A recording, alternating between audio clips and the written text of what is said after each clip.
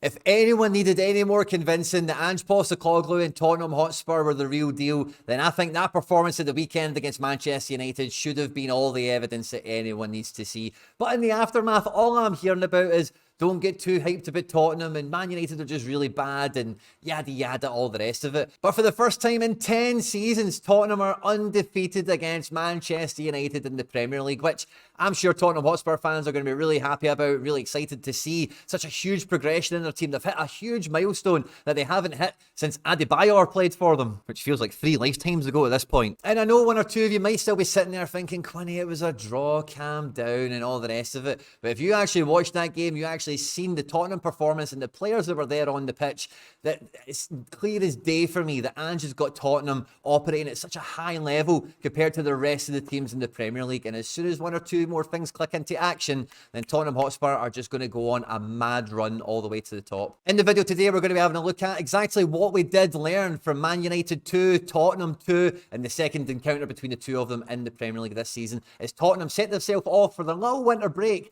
before they come back for that FA Cup game against Manchester City. There is still some January business to be done, but we did see some January business actually get onto the pitch in this game and make a material difference to it. In the video today, we'll be looking at all of that and much, much more at any point in the video. If you do laugh, you learn, you like something or whatever, please do like and subscribe to the channel for more content like this. Jump into the comment section and let me know what you thought of the game. And yeah, let's just get stuck straight into it. Now, I'm sure Tottenham fans all over the world were super excited when the team sheet came out to see that Christian Romero had made the match and they were going to have a full strength back four playing in this game, because that was really the only part of this Tottenham team that was anywhere near full strength. And when you look at the midfield, I was like, whoa, how has this happened? We've got Højbjerg, Bentancur and Ollie Skip starting at Old Trafford against Manchester United for Tottenham in the Premier League. And for me, the midfield is where the real story is here, because Bentancur's a tidy player, Højbjerg isn't terrible, and Ollie Skip, depending on your opinion of him, he's either a 5 out of 10 or a 6 out of 10. This is not a Premier League midfield that should be in the top 4. It's still in the title chase itself, and going to Old Trafford and getting the sort of performance and getting the sort of result that they actually did. This gives me that kind of deja vu of, you know, those Alex Ferguson teams that you see, and it shows you, and it's like, oh, Alex Ferguson won the Champions League final with this team. How amazing is Fergie? Someday people are going to look at this team and go, Ange got a draw at Old Trafford. And when you watch this game, Ollie Skip, by the way, my heart bleeds for the guy. He does everything on the pitch for Tottenham. He is Mr. Spurs, it's quite clear to see. And in this game here, Ange really had to figure out a problem. He doesn't change his shape, he doesn't change his philosophy, but what he does is he'll try and tweak the team, try and tweak the players that he's got at his disposal to cover for weaknesses and maximise strengths where possible. And Skip was just stuck to Richarlison and told to go and join this forward press with Brennan Johnson and Timo Werner, by the way, who I thought were a fantastic mirror image on the left and on the right. We got a little bit of interplay between them in terms of the swapped wings, maybe after a dead ball or a set piece here or there. But overall, having Brennan Johnson and Timo Werner left and right, I thought gave Man United a lot of problems in getting out the pitch. And Ollie Skip did a good effort at doing that forward press role in little spells that he did, but you know. The problem with Skip is when he gets on the ball, he's not Maddison, he's not an Eriksen, he's not a Bentancur, he's not a guy that will, you know, play that ball and can kill a team like that, you know. But energy, endeavour, decent first touch, doesn't really make mistakes. I thought he did, you know, an admirable job. But he's in your number 10 position in attacking midfield. Bentancur and Højbjerg for a lot of this game were much, much deeper, because Bentancur obviously is really struggling to get back up to full pace, and Højbjerg doesn't really have any pace. And one thing that I thought was fantastic to see in this game is, yeah, we do see Udogie, especially in this match, coming into midfield and trying to be that creative, attacking number 10. Like Skip was doing a bit of the donkey work, a bit of the water carrying, and we've seen Udogie come into these zones and try and do a lot in the final third, which was brilliant. But normally we see a little bit of a pulley system where Udogie's doing that, Porro behaves a little bit, and if Porro's doing that, Udogie kind of tucks in a little bit. But the instructions seemed to be, for portions of the first half in particular, that Bentancur and Højbjerg were just going to both chill out, and it allowed Porro and Udogie to get into these spaces here and really attack and, you know, put Man United under pressure.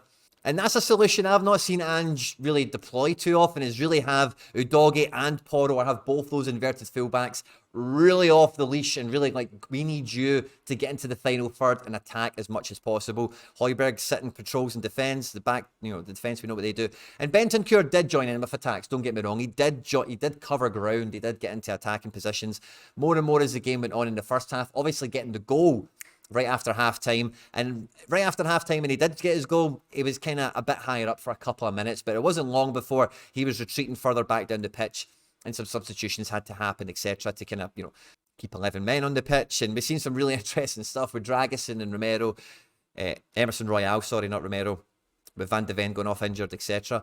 But for me, as well as this midfield, number one being so subpar and still getting a really good performance and getting what I think is a really good point at Old Trafford, is underlined by the fact of the front three. Timo Werner is coming in after being at Tottenham for 2 minutes, playing in a left wing forward. And a lot of the Tottenham fans jumped on the channel and really liked the Timo Werner preview video that I did when he signed last week. And I think everything that I said in that video, you've seen a glimpse of it, if not the entire thing, in this match as well, with him finding pockets of space to run into, how selfless he was for his assist for Bentancur, coming, he did have a few selfish moments where he took some shots that were absolutely horrible, but the chance where he got one-on-one with Onana and he just tried to bend the ball into that corner there, but it just, it just got his angles all wrong and scooped it off. The little header opportunity he had as well, I didn't think he was actually that far away from getting a goal in his debut, even though he did have some wilder attempts. He's just trying to, Ange gives players the license to shoot, and I think Werner probably thought, okay, well, I'll try this out and see what happens. And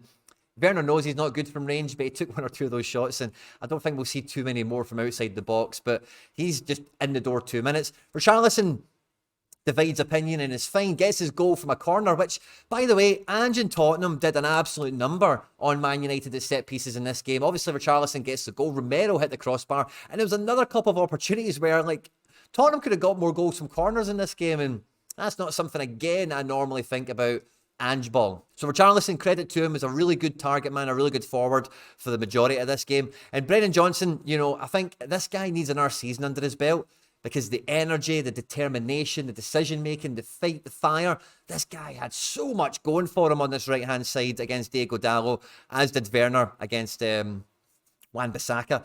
And that kind of mirror image of pressure, energy, intensity is going to be a real hallmark of this Tottenham team. So I thought Brennan Johnson had a bit of a coming-of-age game. I know he didn't do amazing, but I really feel that game did him the world of good. But he's not Kulusevski. He's not Son Heung-min either. I do think Timo Werner, you've maybe seen a little bit more of what I was talking about in the preview video, is going to be the number one centre forward. I think Son and Kulusevski will come back out wide, and we'd see Werner operating in this middle zone here, because the pockets of space that he picked up in this game and he was so effective, Ange's going to want to give him those opportunities, but you need, Ange's wingers don't just get the freedom to be that free all the time. In this game, it worked, and, they allowed it to happen because of the other players that they had running in at different positions, like Udogie coming in tight and all the rest of it. You're just always going to have some wide options available. Man United under pressure to go and win this game.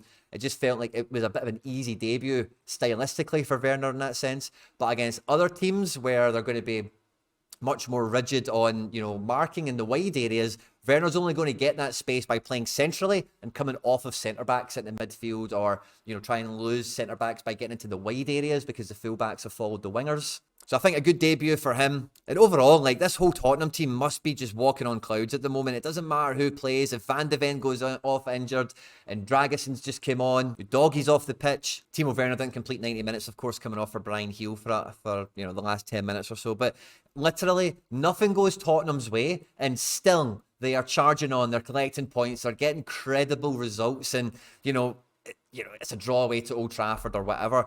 But honestly, if you look at how weak the Tottenham team is on paper, how far off they are from even just having their best 11 on the pitch, never mind the added synergy of more time together, more time with the manager, another signing or two that might come in the January transfer window, the ceiling of this Tottenham team has just went up another notch after getting this draw for me. Going down twice in this game, 1-0 and 2-1, and fighting back, and really, you know, there is an argument to say that Tottenham could have won this game. So I'm really excited to see what Ange and the rest of the team at Tottenham are going to be up to in the January transfer window over the next week or two before they come back for the Man City game in the FA Cup. Let me know what you guys think about the game. Is this a coming-of-age moment for some of these Tottenham players in the Tottenham team? Is this as big a result as I'm talking about? Let me know what your thoughts and feelings are in the comment section down below. On screen now is some other stuff that I've made that YouTube thinks you might enjoy. I hope you enjoyed this one, guys. Don't forget to subscribe for more content like this, and I'll catch you on the next one.